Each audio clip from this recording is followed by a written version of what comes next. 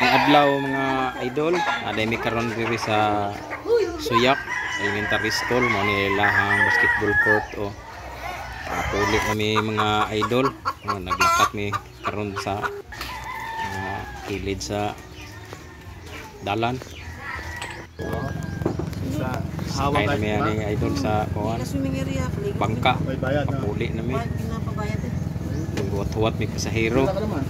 Pagkadugay-dugay ning siyakit nga mo ang bata kay nahadlok og tao. Alimuot sa idol siyakit hadlok og tao perting hilak.